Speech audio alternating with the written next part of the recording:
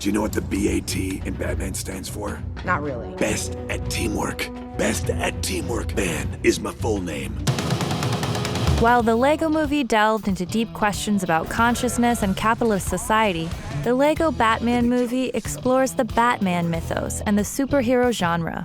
It zeroes its vision in on the man behind the Batsuit to create a character study punctuated by clever self-referential in-jokes to comics and other movies. Wicked Witch, Medusa, and British robots. Ask your nerd friends. Instead of recontextualizing the Batman stories like Nolan's Dark Knight or Zack Snyder's Batman v Superman, Lego Batman embraces all aspects of its character's complex history, including the contradictions and rewrites. In 2016, and 2012, and 2008, and 2005, and 1997, and 1995, and 1992, and 1989, and that weird one in 1966. The result is that Lego Batman's colorful amalgamation neatly sums up and looks inward at Batman's core themes of family, trust, forgiveness, and understanding. So if you help me save Gotham, you'll help me save us. You just said, us? I'm Batman. I'm Batman. I'm Batman. I am Batman!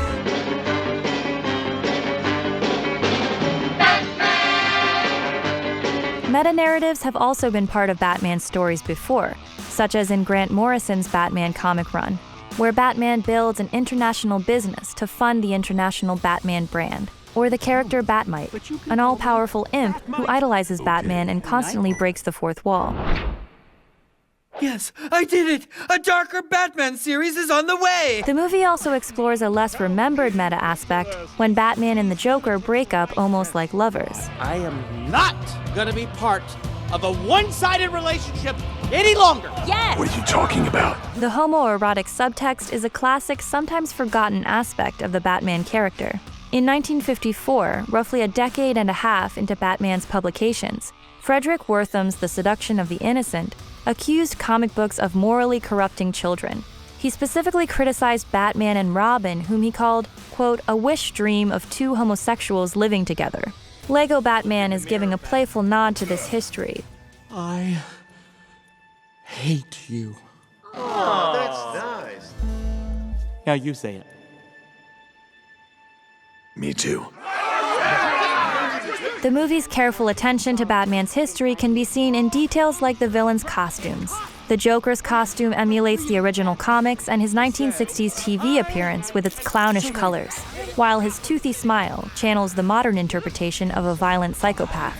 Harley Quinn's fully covered suit reflects her original incarnation on Batman the Animated Series. But smaller touches like her unzipped costume and goth makeup capture aspects of her sexier look from the 2016 Suicide Squad and her modern comic appearances. Bane wears both his mask from the comic books and the fur coat from The Dark Knight Rises. Penguin uses penguins to attack, a reference to Tim Burton's Batman Returns, instead of the classic umbrella from the comics. Catwoman makes cat noises like her 1960s TV appearance. Meow! Batman fighting his gallery of rogues recalls a more classical time. Gentleman Ghost, Clock King, Calendar Man, Kite Man, Cat Man, Zebra Man, and the Condiment King. Okay, are you making some of those up? Nope, they're all real. Probably worth the Google. Most of these come from a time when comics and Batman weren't taken very seriously, while other lines offer a loving jab at movies like Suicide Squad. What am I gonna do? Get a bunch of criminals together to fight the criminals? That's a stupid idea. The core of Lego Batman is the relationship conflict between Joker and Batman, two of the most iconic characters in DC Comics. The romance of the antagonists underlines that in a superhero story, the hero is defined by the villain.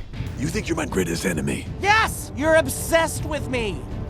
Batman won't recognize Joker as his greatest villain, giving that title instead to Superman. Superman. Superman's not a bad guy. Then I'd say that I don't currently have a bad guy. The joke is not only a smart jab at the semi-ridiculousness of the premise of Batman v Superman, and a nod to Frank Miller's The Dark Knight Returns where Batman does fight Superman, but it also reminds us of the two heroes' connected history. And Batman and Superman can easily be read as symbolic counterparts. Superman is the idealist, while Batman is the realist.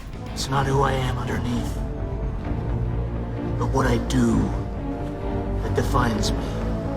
Superman is a superhuman with innate power who saves the day from catastrophe, while Batman is just a man who's drawing on his wealth, skills, and equipment to fight gritty, all-too-human injustice and crime in the shadows. But of course we know Superman is a rival Batman may envy or clash with. Batman's most iconic stories almost always involve the Joker, including Alan Moore's disturbing The Killing Joke, Warner Brothers' first Batman movie, Christopher Nolan's The Dark Knight, Batman the Animated Series, and even Batman's first solo issue.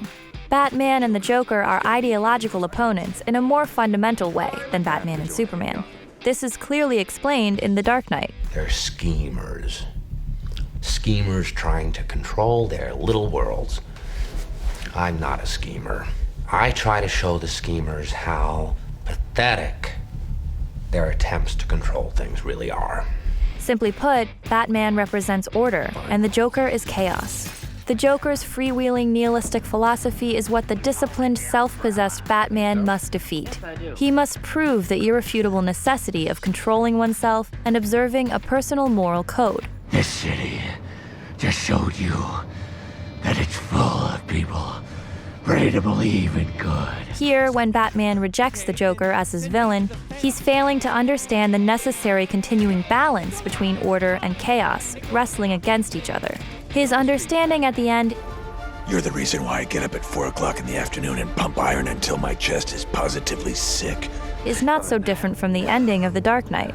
I think you and I are destined to do this forever. Batman comes to understand that he needs his arch-nemesis in order to truly be Batman. And he sees that the Joker is, like him, hurt and broken. Batman accepting that villains are ultimately hurt and flawed is a common theme in his stories. In some cases, he even becomes a therapeutic object for villains, such as Mr. Freeze. Believe me, you're the only one who cares. Or Harvey Two-Face Dent. Nothing can change what I am.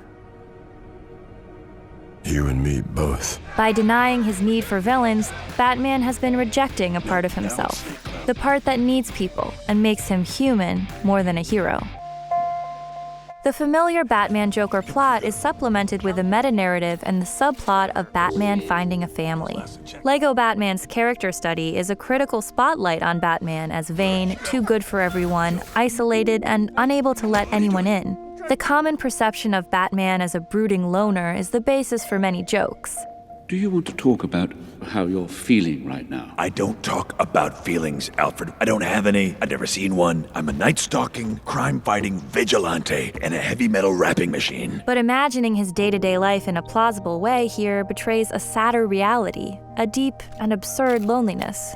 When alone without his villains and enriching supporting cast, he becomes a weird, sad billionaire who fights crime in pursuit of superficial applause. Hey kids, who wants a shot from the merch guy? As Lego Batman underlines, though, the reason why Batman is a loner in the first place isn't because he's some superficial, vain loser, but because of his deep fear and lingering pain. I saved the city again today. I think you would have been really proud. The movie's examination of Batman's emotional makeup can't help but arrive at this core origin story, the death of his family and the loss of his childhood at the hands of a criminal. The event of his parents' death defines Batman in every incarnation of the character. Lego Batman tries to give Batman some closure here in the storyline of adopting Robin to be a surrogate son. Hi, police lady. Is that your son? Yes, I am. My son, no, that's just weird. It's weirder if it's not your son. Right. When Batman's forced to take Robin on as an accidental sidekick, this is also an inside joke about how Batman was forced to have a sidekick in the comics. Bob Kane, one of Batman's creators, originally wanted Batman to be alone. But the artist, co-creator Bill Finger, decided to give Batman a Watson to play off of, while also inserting a surrogate for young readers to latch onto. So he drew Robin in against Kane's wishes. Barbara Gordon, a long-standing Batman character with a rich, complex history, is crucial in pushing Batman to become a person with more depth and warmth. Together, what's the worst thing that could happen? I mean, what are you so afraid of? The thing I'm most afraid of?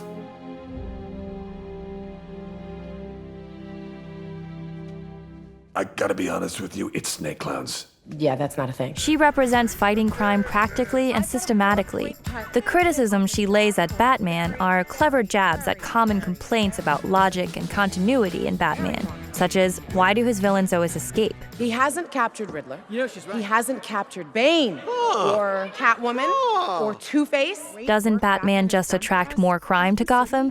Is still the most crime-ridden city in the world. She's got a great point. And why doesn't Batman kill the Joker? Making a lot of sense. Barbara and Batman learn to accept that they need each other, just as Gotham needs both a strong police force and a mythical figure to inspire hearts. And she even joins his team as Batgirl, showing that she's willing to go vigilante if necessary. Barbara learning to be both a cop and a vigilante is her central story in comics and TV as well. In the comics, she becomes Batgirl to help her dad, and later becomes the Oracle, a genius computer hacker after being crippled by the Joker in The Killing Joke. Batman's continued rejection of himself and his cast are played for laughs again when he breaks into the Justice League at Superman's Fortress of Solitude. Inside, we see a mix of the lineup from the early 2000s Justice League animated series and the current Justice League comic books. The Justice League doesn't need Batman to exist, as it boasts a massive cast of characters. In a way, the Justice League acts as Batman's tether to the world outside of Gotham. But Batman does need the Justice League to enrich himself. Yeah, everybody say... Super Friends! Let me see. Classic. We got everyone. Yeah, everyone. Thanks, Batman. Batman finally realizes he has a family in Alfred, Robin, and Barbara, all long-standing characters in his story, essential to the Batman saga. Listen, you don't have a family. You're satisfied serving me. So what do you know about having a surrogate son? When he leaves his new family, he's running away from his past again. And symbolically, Gotham City begins to fall apart. Rejecting his supporting cast, Batman is throwing out everything about himself and dooming Gotham City to destruction. As Batman learns to accept the people around him, the citizens of Gotham literally pull the city back together. Their shared histories are what make Gotham Gotham. It's not just Batman that keeps people coming back after over 75 years of publication. It's everything around him, his supporting cast, his villains, and the city he protects. Without these, there is no Batman. That was incredible! I felt so jazzed! I say jazz. I gotta give it to you, Batman.